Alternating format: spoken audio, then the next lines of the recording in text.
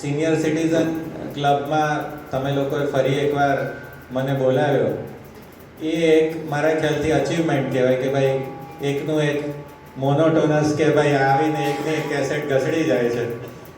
તો ત્રીજી ચોથી વાર કદાચ હું આવ્યો અહીંયા, અને દર વખતે મેં પ્રયત્ન કર્યો કે કંઈક નવું મેડિકલ ક્ષેત્રનું જ્ઞાન પીરસવા માટે હું પ્રયત્ન કરું. હવે વસ્તુ એવી છે કે હવે તો જેમ સાહેબે કીધું એવું થઈ ગયું છે કે હું પણ એક તમારા પરિવારનો હિસ્સો બની ગયો છું.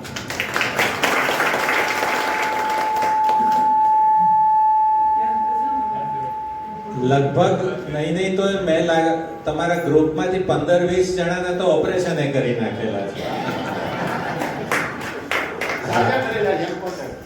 સાજા કરેલા છે, સુધારા સાથે દોડતા કરેલા.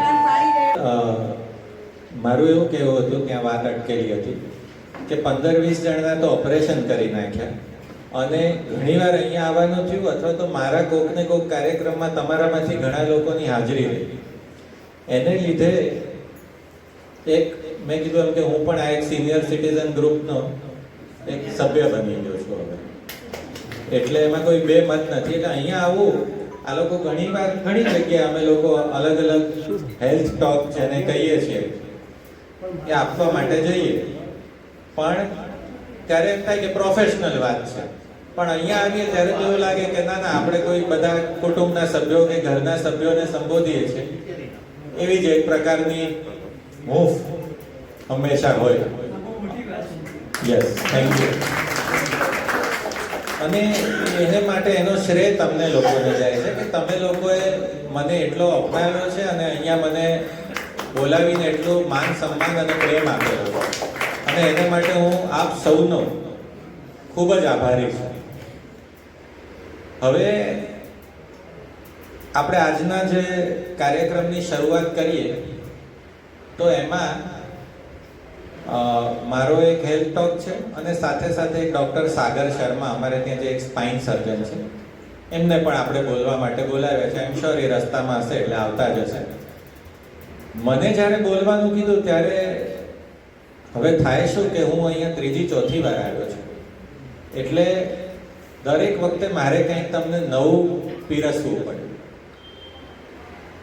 તો જ ઓડિયન્સનો રસ જળવાઈ રહે અને એમને કોઈને કોઈ નવી માહિતી મળે. જેના ભાગરૂપે જેમ સાહેબે કીધું, સાહેબે ઇન્ટ્રોડક્શનમાં એક વાત એવી કરી કે વચ્ચે અમે લોકો એક હોટલમાં એક સરસ કાર્યક્રમ રાખ્યો હતો રોબોટિક જોઈન્ટ રિપ્લેસમેન્ટ સર્જરી, કે જેમાં અમે લોકો લાઈવ એકચ્યુઅલ રોબોટ જે અમારા ઓપરેશન થિયેટરમાં હોય છે એ રોબોટ લઈ આવ્યા હતા હોટલમાં, અને કૃત્રિમ હાડકા ઉપર રોબોટિક સર્જરી કઈ રીતે થાય છે એનું લાઈવ ડેમોન્સ્ટ્રેશન, જેથી કરીને લોકોને ખબર પડે કે રોબોટિક સર્જરી શું છે. એટલે આપ સૌમાંથી આમાંથી અમુક લોકો ત્યાં આવી શક્યા હતા, પણ મોટા ભાગના લોકો એ કાર્યક્રમનો લાભ નહોતા લઈ શક્યા. ડૉક્ટર સાગર શર્મા સ્પાઇન સર્જન છે, આવી ગયા છે. એટલે રોબોટિક સર્જરીની વાત થઈ, જ્યારે પણ વાત આવી ત્યારે મને થયું કે જે બાકીના રહી ગયેલા લોકો છે એને ભલે લાઈવ ડેમોન્સ્ટ્રેશન ના આપી શકીએ, ફૂલ નહીં ને ફૂલની પાંખડી, કારણ કે આજકાલ આ એક રોબોટિક સર્જરીનો બહુ તમે ચોરે ને ચૌટે વાત થતી હશે, છાપામાં વાંચીએ છીએ આપણે. એક બહુ જ કોમન શબ્દ ચાલી રહ્યો છે આર્ટિફિશિયલ ઇન્ટેલિજન્સ, એઆઈ એવું બધું, અને રોબોટિક સર્જરી થોડું ઘણું ફેશન કહેલા, તે રોબોટિક સર્જરી કરાવી, મેં રોબોટિક સર્જરી. એટલે જો તમને કોઈ જ્ઞાન હોય આ વિશે તો તમારા જ્ઞાનમાં હું આ વસ્તુ વિશે નોલેજ આપીને વધારે કરી શકું. એટલે મેં વિચાર્યું કે why not to talk about robotic joint replacement surgery. એટલે કે રોબોટિક જોઈન્ટ રિપ્લેસમેન્ટ સર્જરી શું છે, કેવી રીતે થાય છે, તેનાથી આપણે ગુજરાતીમાં કહીએ કે થાતા લાભાલાભ, એટલે શું ફાયદા છે, શું નુકસાન થઈ શકે છે, આ વિશે આપણે વાત કરીએ. તો આજનો મારો ટોપિક વાત કરવાનો છે રોબોટિક જોઈન્ટ રિપ્લેસમેન્ટ સર્જરી. હવે સૌપ્રથમ તો આપણે વાત કરીએ કે ભાઈ વર્ષોથી ટ્રેડિશનલી આ સાંધા બદલવાની પદ્ધતિ તો ચાલતી જ આવે છે. લગભગ 30-35 વર્ષથી જોઈન્ટ રિપ્લેસમેન્ટનું ઓપરેશન સફળતાપૂર્વક શોધાયું ત્યારથી ચાલે છે. તો આ રોબોટિક જોઈન્ટ રિપ્લેસમેન્ટ સર્જરીની વચ્ચે વાત ક્યાં? આની શું જરૂર પડી? એક ટ્રેડિશનલ વસ્તુ આપણે જેમ કે દર વખતે અહીંયા હું માનું છું ત્યાં સુધી ઊંધિયું પૂરી ને જલેબીનું મેનુ હોય છે શિયાળામાં મારા. તો એ ટ્રેડિશનલ વસ્તુ જે ચાલી આવે છે એમાં આપણે વચ્ચે પનીરનું શાક નાખવાની કેમ જરૂર પડી? તો વાત એવી આવે કે જેમ આપણને બધાને ખબર છે કે વિજ્ઞાનના દરેક ક્ષેત્રમાં ઉત્તર પ્રગતિ થાય છે. ચાહે મોબાઈલ ફોન હોય, ગાડી હોય કે કોઈ પણ ક્ષેત્ર, એમાં ઉત્તર સાયન્સ ઇઝ એડવાન્સિંગ, પ્રગતિ થઈ રહી છે. અને જેમ બીજા બધા ક્ષેત્રમાં પ્રગતિ થઈ રહી છે તેવી જ રીતે મેડિકલ સાયન્સ પણ આમાંથી બાકાત નથી. મેડિકલ સાયન્સ પણ ઉત્તર પ્રગતિ કરવાનું છે અને કરવી જરૂરી પણ છે. કારણ કે સ્ટેગ્નન્ટ વોટર, જો પાણી પણ બંધિયાર થઈ જાય તો ગંધાઈ જાય, બગડી જાય. તેવી જ રીતે નોલેજ ઉત્તર વધવું જોઈએ. અને મેડિકલ સાયન્સમાં ઉત્તર જે પ્રગતિ છે એનો લાભ ડોક્ટરને પણ મળે છે અને એનાથી અલ્ટિમેટલી દર્દીની સુખાકારી. એટલે મેડિકલ સાયન્સમાં પ્રગતિ ખૂબ જરૂરી છે. અને મેડિકલ સાયન્સમાં જેમ પ્રગતિ થઈ તેના ભાગરૂપે રોબોટિક સર્જરીનો આવિષ્કાર થયો. મેડિકલ સાયન્સમાં જો વાત કરીએ તો ઓર્થોપેડિક ક્ષેત્રે જેમ રોબોટિક સર્જરી થાય છે તેમ બીજા ક્ષેત્રમાં જેમ કે gastro surgery, heart surgery, urology surgery એટલે કે પેશાબ અને એના પેશાબના માર્ગની સર્જરી, સ્પાઇન સર્જરી, ઘણા ક્ષેત્રમાં રોબોટિક સર્જરીઝનો પ્રારંભ થઈ ચૂક્યો છે. હવે આપણે વાત કરીએ કે રોબોટિક સર્જરીની વાત આવી એટલે બહુ જ ઘણા દર્દી મને પેશન્ટ્સ આવે ઓપીડીમાં અને એને લગતા ઘણા ગૂંચવાડા ભરેલા છે મને. એટલે ઘણા એવું મને પૂછેલું છે કે ના, અને એમ કીધું કે મારે રોબોટથી ઓપરેશન નથી કરાવવું. કેમ? તો કે ભાઈ રોબોટ કરે ને તમે તો બહાર ચા પીતા હશો. એટલે આજે મેં નક્કી કર્યું કે જેને આપણે કહીએ મિથ્સ એન્ડ ફેક્ટ્સ, એટલે કે ગેરમાન્યતાઓ અને શું હકીકત છે એનો પણ આપણે સમાવેશ કરીએ કે ભાઈ રોબોટિક સર્જરી અંગે શું ગેરમાન્યતાઓ છે અને શું ખરી હકીકત છે. રોબોટિક સર્જરી કેમ થાય છે તે સમજવું જરૂરી છે. તો સૌથી પહેલા તો આપણે જો જોઈન્ટ રિપ્લેસમેન્ટની વાત કરીએ તો અત્યારના તબક્કે ની રિપ્લેસમેન્ટ એટલે કે ગોઠણના સાંધાનું પ્રત્યારોપણ, હિપ રિપ્લેસમેન્ટ એટલે કે થાપાના સાંધાનું પ્રત્યારોપણ અને પાર્શિયલ ની રિપ્લેસમેન્ટ એટલે કે અડધો સાંધો બદલાવ અથવા તો જેને માઇક્રોપ્લાસ્ટી કહીએ છીએ. આ ત્રણ વસ્તુ રોબોટિક પદ્ધતિથી મારા ક્ષેત્રમાં થઈ રહી છે અને જેનો રોબોટ મારી પાસે છે.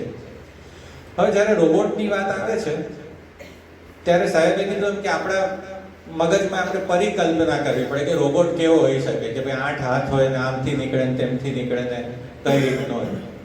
તો મુખ્યત્વે રોબોટના બે પ્રકાર હોય છે. એક કે જેમાં રોબોટનો કંટ્રોલ ડોક્ટરના હાથમાં છે, મહદઅંશ છે, અને બીજો રોબોટ કે જેમાં રોબોટનો કંટ્રોલ એની પોતાની પાસે છે.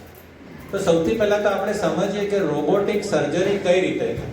રોબોટિક સર્જરી એવી રીતે નથી થતી કે હું મારા ઘરે બેસી થલતેજમાં અને નારાયણ હોસ્પિટલમાં ઓપરેશન કરી શકું. That is not possible. Orthopaedic ક્ષેત્રે આ હજી શક્ય નથી. એટલે સૌથી પહેલી ગેરમાન્યતા દૂર કરી કે ડોક્ટર પોતે ઓપરેશન થિયેટરમાં હાજર જ હોય, દૂર બેઠો કે હોસ્પિટલમાં બીજા રૂમમાં બેસી ચા પીતા કે ઘરેથી બેસીને ઓપરેશન કરી શકે નહીં. આ પહેલી ગેરમાન્યતા દૂર. હવે થાય કઈ રીતે કે ઓપરેશન કરવા માટે ચેકો મારે, સાંધો ખોલવો પડે. સાંધો ખોલ્યા પછી જે કામ ડોક્ટર જ કરે, રોબોટ ન કરે. હાડકું કટ કરવાનું જે કામ છે, જે મુખ્ય કામ છે જોઈન્ટ રિપ્લેસમેન્ટ સર્જરી, એ કામ રોબોટ દ્વારા થાય. અને ત્યાં ડિફરન્સ પડે છે. એક જે મારી પાસે રોબોટ છે આર્ટિફિશિયલ ઇન્ટેલિજન્સ બેઝડ રોબોટ, અને બીજો non artificial intelligence based robot કે જેમાં હાડકું કટ કરવાનું બધું જ કામ રોબોટ જ કરે છે. તે જ સમયે સર્જને બાજુમાં ખસી જાય. મારી પાસે જે રોબોટ છે જે આર્ટિફિશિયલ ઇન્ટેલિજન્સ લેસ રોબોટ છે કે જેમાં હાડકું કાપવાનું કામ મારા કંટ્રોલમાં છે રોબોટ દ્વારા. એટલે 1 મિલીમીટર અને 1 ડિગ્રીના પ્રિસિઝન સાથે હાડકું કટ થવાની પ્રક્રિયા થાય છે. હવે નેચરલી દરેક સામાન્ય મનુષ્યના મનમાં એવો વિચાર આવે કે 1 મિલીમીટર 2 મિલીમીટર કે 1-2 ડિગ્રીમાં શું ફેર પડી ગયો, એને માટે ક્યાં રોબોટ લેવાની જરૂર. પણ જ્યારે પણ મનુષ્ય શરીરની વાત આવે છે, કોઈ પણ ઓપરેશનની વાત આવે છે, ત્યારે પ્રક્રિયા એટલી જટિલ હોય છે કે 1 કે 2 મિલીમીટર કે 1 કે 2 ડિગ્રીમાં હાથી ઘોડાનો ફેર થઈ જાય. અને જેને કારણે સાંધાનું પ્લેસમેન્ટ એટલે કે જે સાંધો મૂકવામાં આવે છે એની જે ચોકસાઈ છે એ બહુ જ પરફેક્ટલી થાય છે. કારણ કે મનુષ્યની જે નરી આંખ છે, મારી આંખ કે તમારી આંખ, એ આની અને આની વચ્ચે આપણે કહી શકીએ કે 90 ડિગ્રીનો ખૂણો બને છે. પણ એનાથી જરાક 2 કે 3 ડિગ્રી આગુ પાછું થાય તો આપણે એક્ઝેક્ટ ન કહી શકીએ કે 92 ડિગ્રી છે કે 93 ડિગ્રી છે. જ્યારે એ વસ્તુ મશીન કહી શકે છે કે 92.5 ડિગ્રી છે, તમે આટલું ઓછું કાપેલું છે, હજી 2 મિલીમીટર વધારે કાપો. એ કામ ત્યારે રોબોટિક સર્જરીનું આવે છે અને ફાયદો છે. અને અગેન આ જ્યારે હાડકાનું કાપવાનું પ્રક્રિયા પતી જાય એના પછી જ્યારે સાંધાનું પ્લેસમેન્ટ છે એ અગેન મનુષ્ય દ્વારા, ડોક્ટર દ્વારા, સર્જન દ્વારા જ કરવામાં આવે છે. એટલે ત્યારે પણ એવું નથી કે સર્જન બહાર ચાલ્યો જાય અને રોબોટ મૂકી દે સાંધો, ના.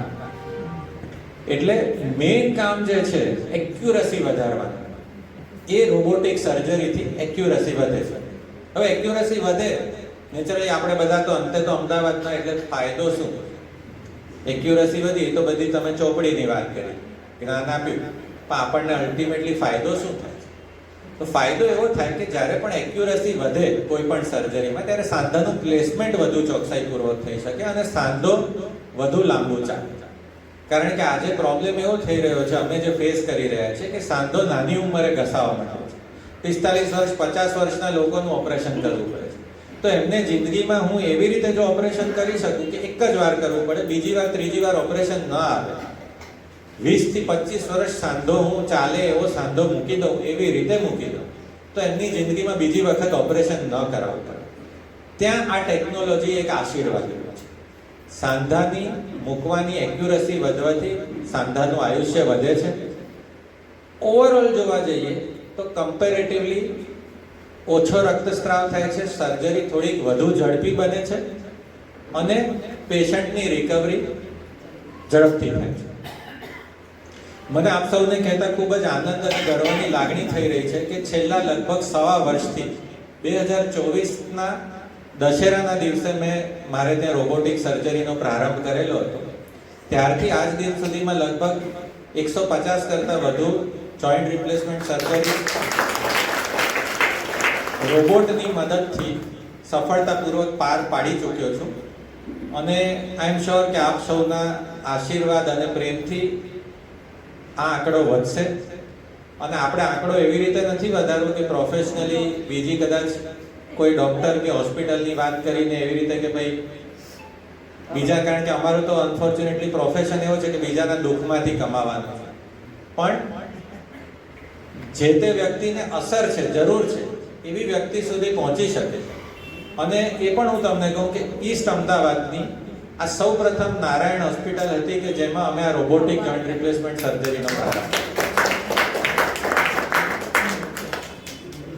અને ઈસ્ટ અમદાવાદના દર્દીઓની ઓવરઓલ એક માનસિકતા રહી છે. હું તો હવે નારાયણ હોસ્પિટલ સાથે છેલ્લા 10.5 વર્ષથી સંકળાયેલો છું કે આપણે જેમ રાજકોટમાં દર્દી, મેં 5 વર્ષ રાજકોટ કામ કરેલું છે એટલે હું રાજકોટની વાત કરું છું કે રાજકોટમાં કોઈને દેખાડે ને એને પૈસા હોય વધારે, સારા વેલ ટુ ડુ હોય, તો એમ કે હવે અમે મુંબઈ જઈને કરે કે અમદાવાદ જઈને કરે છે.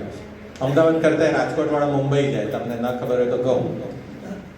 તો ઈસ્ટર્ન અમદાવાદ એટલે કે નદીની આ પારના લોકોને હજી વેસ્ટર્ન અમદાવાદમાં જવાનો ઘણો ક્રેઝ છે કે ત્યાંની હોસ્પિટલો મોટી ને વધારે સારી, કે ત્યાંના ડોક્ટર્સ વધારે ક્વોલિફાઈડ. પણ હું તમને આ વાત છાતી ઠોકીને કહું છું કે અમારી હોસ્પિટલ અને અમારી ટીમ, મારી વાત કરું, ડોક્ટર સાગર શર્માની વાત કરું, તો વી આર ક્વોલિફાઈડ ઇનફ અને આઈ વુડ સે કે ઇક્વિપ્ડ ઇનફ કે અમે વેસ્ટર્ન અમદાવાદની કોઈ પણ હોસ્પિટલને ટક્કર મારી શકીએ એટલું જ સારું, સચોટ કામ કરીએ છીએ અને રિઝલ્ટ ડિલિવર કરીએ. એટલે હવે એ જમાનો નથી રહ્યો કે પેશન્ટ્સે વધુ પૈસા ખર્ચીને, અને એટ ધી સેમ ટાઈમ અગત્યની વસ્તુ એ છે કે એક વ્યાજબી ભાવ. અને એક બીજી સારી વસ્તુ પણ એ છે કે હું અત્યારે રોબોટિક સર્જરીના કોઈ જ એક્સ્ટ્રા પૈસા નથી લેતો, નહીં વીમામાં, નહીં કે કોઈ પણ વસ્તુ. જે પણ પેકેજ છે એ જે પહેલા હતા એ જ પેકેજ છે.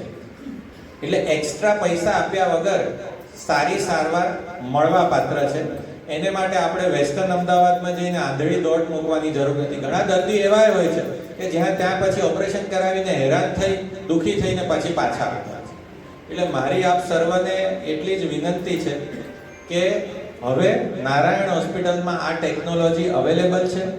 ઓર્થોપેડિક ડિપાર્ટમેન્ટની વાત કરું, આપ સૌને ખબર જ છે કે હું પોતે તો ટ્રોમા એટલે કે ફ્રેક્ચરના કેસીસ અને જોઈન્ટ રિપ્લેસમેન્ટમાં ગોઠણ, થાપા, પાર્શિયલ ની રિપ્લેસમેન્ટ, ઇવન હું કોણી, ખભા પણ ઘસાઈ જાય, તમને લોકોને કદાચ નહીં ખબર હોય પણ ખભા અને કોણી પણ ઘસાય તો એમાં પણ જોઈન્ટ રિપ્લેસમેન્ટ કરવું પડે, એ પણ કરું છું. અને ડૉક્ટર સાગર શર્મા જે છે એ સ્પાઇન સર્જન છે અમારે ત્યાં. એટલે કે મણકા અને મણકાને રિલેટેડ બધા જ દુઃખ દર્દની સારવાર તેઓ કરે છે. એટલે ઓર્થોપેડિક ડિપાર્ટમેન્ટની વાત કરીએ તો એક કોમ્પ્રિહેન્સિવ બાસ્કેટ અમે દર્દીને આપીએ છીએ કે જેથી કરીને દર્દીએ બીજે ક્યાંય કોઈ જણા પાસે જવું છે. એટલે જો જરૂર પડે તો વી આર ધેર. બને ત્યાં સુધી જરૂર ન જ પડે, પણ જો પડે તો અમે છીએ. અને આ સાથે જ હું મારું અત્યારનું વક્તવ્ય પર પૂર્ણ વિરામ મૂકું છું. આજે મારી ઈચ્છા એકચ્યુઅલી એવી હતી કે આ ડૉક્ટર સાગર શર્માને હું વધારે મોકો આપું, કારણ કે મણકાના દુઃખ દર્દ વિશે આપણે ઓછું જાણીએ છીએ અને હજી સુધી કદાચ એ બાબતે આપણે નથી એટલું ધ્યાન આપી શકીએ. આપણે અત્યારે સાંધાની ઓવરઓલ ઘણી 3-4 વાર વાત થઈ ગઈ, પણ આ મણકાવાળા ડૉક્ટર પહેલી વાર આપણા હાથમાં આવ્યા છે. એટલે આપણે, અને મણકાનું પણ એવું જ છે, મણકામાં પણ ઘણી મિથ્સ અને ફેક્ટ્સ છે કે ભાઈ ઘણી ગેરમાન્યતાઓ છે કે મણકાનું ઓપરેશન કરે તો પછી તો એમ કે પતી ગયું, આખી જિંદગી પથારી વશ જ થઈ જશું. એટલે આજે આપણે, મારું હવે હું બોલવાનું પૂરું કરીશ અને ડૉક્ટર સાગર શર્માને ઇન્વાઇટ કરીશ મંચ ઉપર કે આવીને એક એમનું જે જનરલ નોલેજ, એમનો જે પણ ટોપિક છે એ વિશે બોલે. અને એમનું લેક્ચર પતી જાય પછી આપણે દર વખતે જેમ કરીએ છીએ એમ થોડોક ક્વેશ્ચન આન્સર સેશન કરીએ. કોઈને પણ જે સળગતા સવાલ હોય મને કે એમને પૂછવા માટે, તો we will take the questions. એટલે thank you very much again.